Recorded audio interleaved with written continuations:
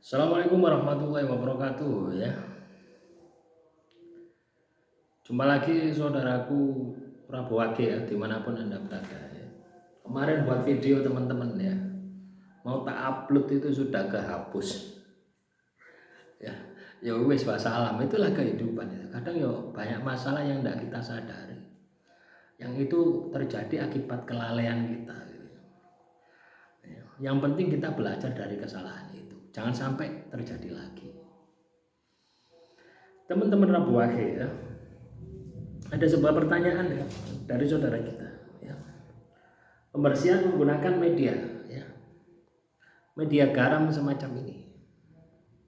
Kalau Anda hanya menggunakan garam saja ya, tapi ini tidak diproses ya, tidak mau tirakati, tidak mau wiriti, garam ini tidak ada fungsinya ya.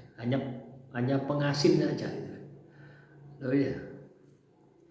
Tapi ketika ini Anda proses ya, dengan zikir, dengan wirid, dengan baca kitab suci, amalan-amalan ya, ilmu hikmah yang lainnya, maka garam ini akan memiliki energi. Nah tentunya energi ini harus diisi terus ya. Diisi terus ya, minimal dalam waktu 1 tahun gitu. Kalau ini katakanlah cuma sehari diisi ya, misalkan ya, Anda datang ke orang pintar ya, ke kiai atau siapapun ya. Garam ini ya, ambil garam di dapur, terus didoakan, terus dikasihkan kamu.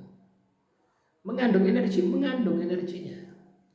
Tapi tidak sebesar ketika setiap hari ditirakati. Setiap hari dibacakan doa. Ya. Jadi prinsipnya seperti itu. Samanya ya, ini kan garam ya, ini kan tak proses ya. Garam ini tak proses setiap hari. Ya. Saya proses setiap hari, tak tirakati ya, sudah mulai November ya. November, Desember, Januari, Februari, hampir 4 bulan. Dan sebagian sudah terkirim ya ke seluruh Jawa. Sumatera juga ada ya. Kemarin yang pesan Sumatera juga ada. Papua juga ada ya. Yang dikirim ke Hong Kong juga ada ya. Saya tidak melayani pengiriman luar negeri ya, karena bingung cara ngirimnya saya. Ya, jadi seperti itu teman-teman. Jadi garam ini ya diproses, ditirakati. Ketika garam ini sampai di tangan Anda, ya, ketika Anda gunakan kan energinya berkurang. Tapi setiap hari saya isi gitu ya. Nah, untuk cara penggunaan garam ini bisa Anda gunakan untuk apa saja. Ya, misalkan membersihkan seseorang yang terkena gangguan sihir ya. Cukup Anda niat saja di hati. Karena garamnya sudah ada energinya. Cukup Anda niat, kepentinganmu apa? Cukup 1 butir saja. Ya. Misalkan Anda mau cuci motor, ya, itu juga cukup 1 butir saja, dicampur air buat bilas motor Anda. Bisa seperti itu juga. Juga bisa jadi untuk masak misalkan, untuk minum, untuk makan, bisa cukup sebutir saja. Tidak perlu 1 sendok ya, kakean. Bisa juga untuk ngepel ya. Ngepel rumah. Bisa juga untuk cuci baju, cukup 1 butir saja. Bisa juga untuk nyiram warung ya, warungmu disiram tanah kuburan misalkan, disumbat misalkan. Bisa juga. Banyak metode-metode yang bisa Anda lakukan ya. Misalkan Anda jualan sayur misalkan ya, cukup 1 garam saja, pakai semprotan nyamuk, pakai air, campur air, itu juga bisa ya. Bisa juga Anda campur dengan cat ya, sebentar lagi kan Idul Fitri ya, campur dengan cat buat ngecat tembok, itu juga bisa. Bisa juga untuk pemanasan, pengasapan ya. Anda bakar arang, kasih garam. Ini pengasapan ya. Karena ketika seseorang ya terkena gangguan makhluk halus, ketika terkena gangguan sihir, teluh, santet dan sebagainya, itu semua elemen yang pernah Anda sentuh, yang pernah ada hubungannya dengan diri Anda, itu sudah terkontaminasi ya, energi negatif ya. Jadi caranya seperti itu ya, untuk pembersihan garam. Nah, catatan ya, ketika kita melakukan pembersihan,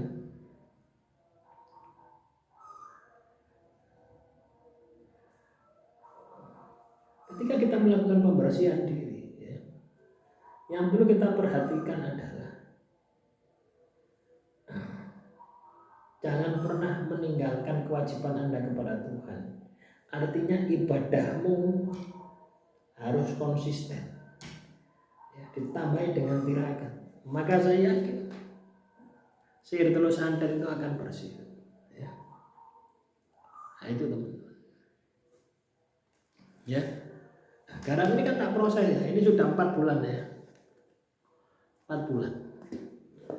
Ketika kita ini katakanlah saya baca ya, misalkan saya tawasuli dulu ya, untuk memfokuskan energinya kepada Anda ya, atau pemesan garam. Itu ketika saya baca ini, itu sudah terjadi gesekan energi,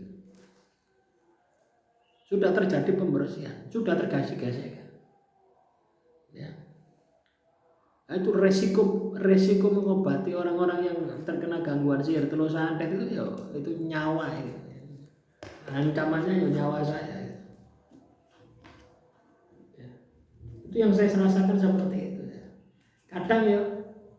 Kadang makhluk halus ya yang mengganggu teman-teman itu yang sudah memahari itu tidak masuk lewat langsung ini ya, tapi masuknya lewat alam mimpi saya. Biasanya seperti itu. Itu tanda ya, makhluk halus yang licik gitu. Tidak berani hadapan seperti ini, tidak berani. Masuknya ke alam mimpi saya. Ya tetap kalut wis. Di alam mimpi itu kalut. Ya. Banyak sekali reaksi-reaksi semacam itu yang saya rasakan, dan hampir 90% ya, masalah yang dihadapi teman-teman itu yaitu tadi adanya sihir, adanya telut, adanya makhluk halus di dalam tubuhnya juga ya. Bisa jadi karena pagaran dan sebagainya. Ada juga yang dia ini sedang mengamalkan amalan, jadi dalam tubuhnya itu banyak makhluk halusnya. Itu juga kerasa juga. Ada juga yang digarap orang juga ya. Intinya bagi teman-teman yang sudah memahari garam ini ya, itu lakukan. Artinya gunakan setiap hari sampai nanti akhir tahun ya, Desember 31. Demikian yang bisa saya sampaikan. Semoga materi kali ini bisa bermanfaat. Wassalamualaikum warahmatullahi wabarakatuh. Salam rahayu, rahayu, rahayu.